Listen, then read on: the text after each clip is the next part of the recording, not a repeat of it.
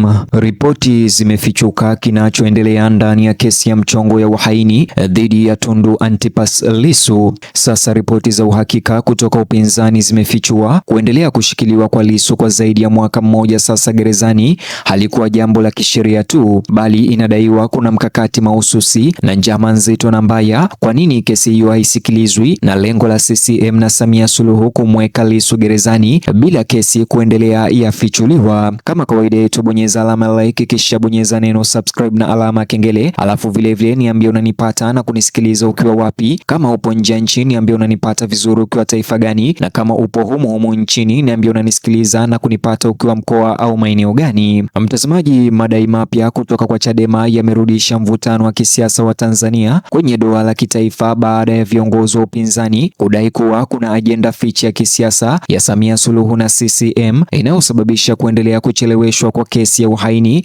ya Tundu Antipas Lissu na kuendelea kuzuiliwa au kufungwa kwa zaidi ya mwaka mmoja bila kesi hiyo kusogezwa mbele ipasavyo mahakamani. Kwa mujibu wa uongozi wa Chadema, hili si suala la kisheria tena. Sasa wanadai kuendelea kufungwa kwa Tundu Lissu ni sehemu ya mkakati mkubwa zaidi wa kisiasa uliopangwa kumwondoa katika siasa hai za kitaifa kwa muda mrefu iwezekanavyo hadi pale atakapotoka atakuwa amefifia na kuisha kisiasa. Na mara baada ya kauli hizo kutolewa leo, mjadala wa kisiasa ulilipuka mtandaoni kote Tanzania. Wafuasi wa upinzani sasa wanauliza swali moja kuu: kwa nini kesi ya hali ya juu kama hii ya Tundu Lissu imeendelea kusonga polepole kwa muda mrefu huku Tundu Lissu akibaki jela? Wakosoaji wa serikali wanasema ucheleweshaji huo sio bahati mbaya tena, kuna mkakati na njama inayoendelea. Wanasema kesi yenyewe sasa imekuwa adhabu ya kisiasa badala ya utaratibu wa kawaida ya kisheria.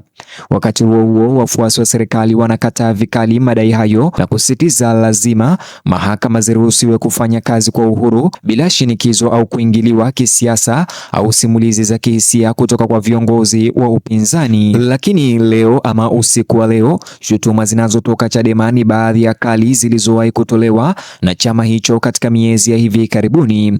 Akizungumza leo katika makao makuu ya chama hicho Mikocheni, Dar es Salaam, katibu mkuu wa Chadema John Mnyika ameishutumu serikali ya Samia Suluhu chini ya CCM kutumia mfumo wa utoaji haki kudhoofisha kwa makusudi harakati za upinzani wa kidemokrasia ndani ya Tanzania. Kwa mujibu wa Mnyika, kuendelea kushikiliwa au kufungwa kwa Tundu Lissu kwa zaidi ya mwaka mmoja sasa hakuwezi kuelezwa kuwa ni ucheleweshaji wa kawaida wa mahakama tena. Badala yake alidai kuna mpango wa makusudi wa kumweka Tundu Lissu mbali na shughuli za kisiasa za kitaifa. Kauli hiyo ilizua hisia mara moja kwenye mitandao ya kijamii leo. Baadhi ya wafuasi walimtaja Tundu Lissu kuwa ni mfungwa wa kisiasa na hana hatia na kesi hiyo ya uhaini ni ya mchongo tu. Wengine walidai demokrasia ya Tanzania sasa inakabiliwa na mtihani wake mkubwa katika historia ya hivi karibuni. Wakati huo huo, wafuasi wa serikali waliishutumu Chadema kwa kujaribu kugeuza kila suala la kisheria kuwa propaganda za kisiasa, lakini mvutano uliendelea kukua hivyo hivyo. Na hapo John Mnyika akatoa tuhuma nyingine ya kulipuka. Alidai mchakato wa kukata rufaa unaohusu kesi ya Tundu Lissu umekwama au kukwamishwa ndani ya ucheleweshaji usioisha bila uhalali wa kisheria. Kulingana naye, hakukuwa na sababu ya kuridhisha kwa nini kesi hiyo iliendelea kusonga polepole na kuahirishwa mara kwa mara bila tarehe ya kusikilizwa kupangwa ipasavyo. Kauli hiyo mara moja ilizidisha tuhuma za umma miongoni mwa wafuasi wa upinzani, kwa sababu watu wanapoanza kuamini kwamba mchakato wa mahakama unacheleweshwa kimakusudi, mazungumzo yote hubadilika haraka kutoka kwa mjadala wa kisheria hadi kutoaminiana kisiasa.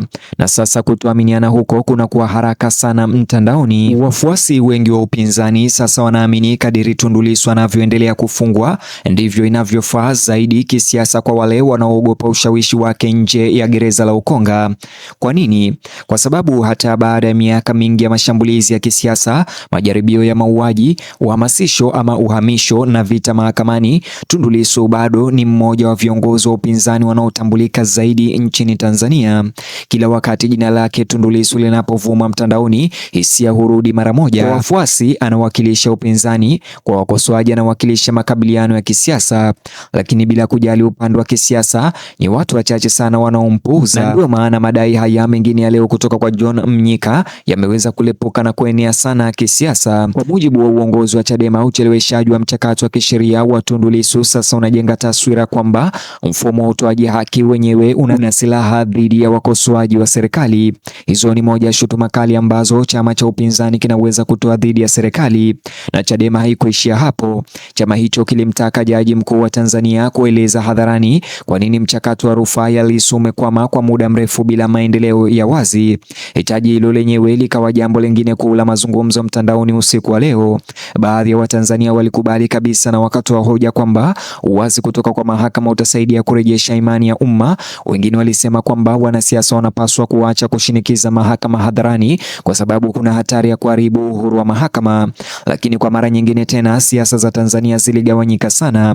Upande mmoja unaona mateso ya kisiasa, upande wa pili unaona utaratibu wa kawaida wa kisheria, na kwa sababu upande zote mbili tayari haziaminiani sana, kila maendeleo ya mahakama mara moja huwa habari ya kitaifa yenye hisia.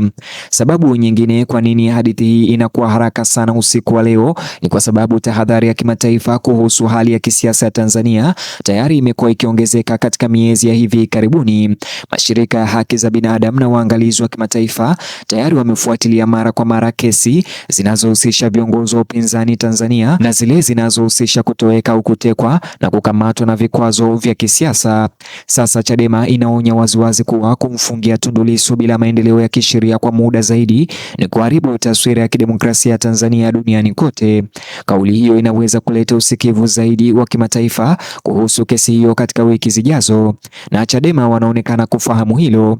Kwa mujibu wa viongozi wa chama hicho, wako tayari kuendelea kutumia kila njia ya kisheria na kidemokrasia ili kushinikiza kuachiwa huru kwa Tundu Lissu. Chama hicho kinasisitiza kuendelea kuzuiliwa kwa mwenyekiti wake kumekuwa doa katika mfumo wa haki na sifa ya kidemokrasia ya Tanzania. Maneno hayo yameenea kwa kasi mtandaoni leo. Baadhi ya watumiaji wa mitandao ya kijamii waliipongeza Chadema kwa kuweza kukataa kubaki kimya, wengine wakishutumu chama hicho cha upinzani kwa kujaribu kuleta shinikizo la kimataifa dhidi ya Tanzania. Baadhi ya Watanzania sasa wanauliza iwapo nchi hii inaingia katika zama nyingine za makabiliano makubwa ya kisiasa kati ya serikali na vuguvugu la upinzani Chadema. Wengine wanaamini kuwa hali bado inaweza kudhibitiwa ikiwa taasisi zitashughulikia kesi hiyo kwa uwazi kusonga mbele. Lakini usiku wa leo uaminifu bado uko chini sana kati ya kambi za kisiasa, na kila ucheleweshaji mpya unaohusu kesi ya Tundu Lissu unazidisha mashaka zaidi. Wakati huo Watanzania wa kawaida wanaotazama maendeleo haya wanaonekana kugawanyika kihisia. Baadhi ya wananchi wanataka tu siasa za utulivu na amani, wengine wanasisitiza kamwe hakuwezi kuwa na utulivu wa kweli bila haki na uwazi. Mgawanyiko huo sasa unachagiza karibu kila mazungumzo makubwa ya kisiasa ndani ya Tanzania leo. Na wakati haya yote yanaendelea, ukweli mmoja bado hauwezekani kupuuzwa. Hata kutoka gerezani, Tundu Lissu anaendelea kutawala mijadala ya kisiasa ya kitaifa, na hii haimaanishi kwamba anaweza kunyamazishwa kirahisi. Kila taarifa kuhusu yeye huelekea mara moja na kuenea mitandaoni. Kila sasisho la mahakama linakuwa habari muhimu nchini. Kila ucheleweshaji huleta mvutano zaidi wa kisiasa, na shutuma za usiku wa leo kutoka kwa Chadema zinaweza kusukuma mazungumzo hadi ngazi nyingine kabisa. Chama hakidai tena maendeleo ya mahakama, sasa inadai wazi kwamba ucheleweshaji wote wenyewe unaweza kuwa wa kimakusudi na wa kisiasa. Hayo ni madai mazito sana yaliyotolewa leo, na kulingana na jinsi mamlaka zinavyojibu katika kusonga mbele, suala hili linaweza kuwa moja utata wa kisiasa katika enzi ya sasa ya kisiasa Tanzania. Tukutamatisha habari hizi, nijuze maoni yako upande wa comment ama upande wa maoni chini ya video hii. Vile like video hii, subscribe, alafu gusa kiboksi hicho kwenye screen yako kwa taarifa zaidi.